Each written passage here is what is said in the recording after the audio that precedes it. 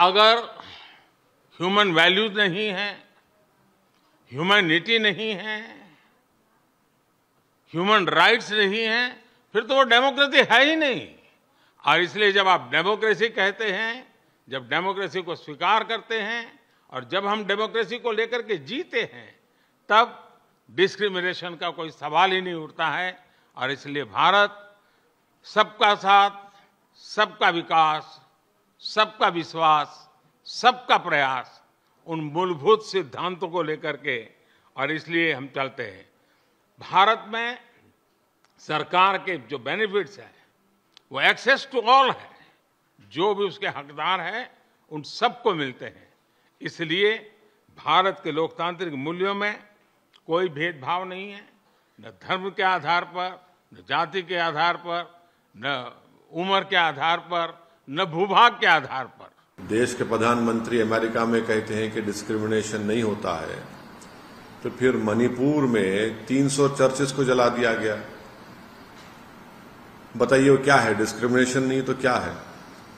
मणिपुर में एक डीजीपी जो क्रिश्चियन कम्युनिटी के थे, ट्राइबल थे, उनको आप हटा दिए, वो डिस्क्रिमिनेशन नहीं है तो क्या है? बताइए आप। खुला डिस्क्रिमिनेशन है ये। और ऊपर से आप यूनिफॉर्म सिविल कोड की आप बात करते हैं।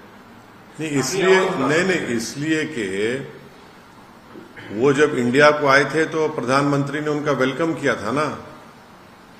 प्रधानमंत्री ने वो मशहूर सूट पहनकर उनको अपने हाथों से चाय पिलाई। प्रधानमंत्री ने बड़ी तारीफ की उनकी। कई हमने जॉइंट स्टेटमेंट या एग्रीमेंट्स हमने साइन किए। अब जब एक यूएस का एक्स प्रेसिडेंट भारत के ताल्लुक से ये कह रहा है, तो फिर उस पर तो सरकार को सोचना चाहिए। और फिर प्रधानमंत्री जब डिस्क्रिमिनेशन नहीं होता की बात कर रहे हैं, फिर मणिपुर में क्या हो रहा है? 300 चर्चेस को जला दिया गया। जो ट्राइबल लोग क्रिश्चियन कम्युनिटी के हैं वो कम से कम 25-30 हजार डिस्प्लेस हो चुके हैं। अभी तक मणिपुर जल रहा है। अब तो राइट नाउ, ये तो हम अब की बात कर रहे हैं आपको मणिपुर की, तो वो डिस्क्रिमिनेशन की बेहतरीन मिसाल है मणिपुर। मणिपुर में इस सरकार ने उसको उसके हाल पर छोड़ दिया, जलने दिया।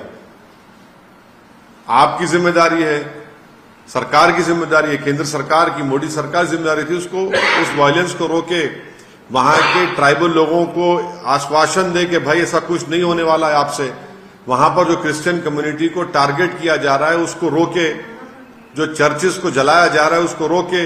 वहां पर रूल ऑफ लॉ ही नहीं है। वहां पर तो हथियार लूट के लोग एक दूसरे को मार रहे हैं, डिस्प्लेसमेंट हो रहा है लोगों का वहां पर।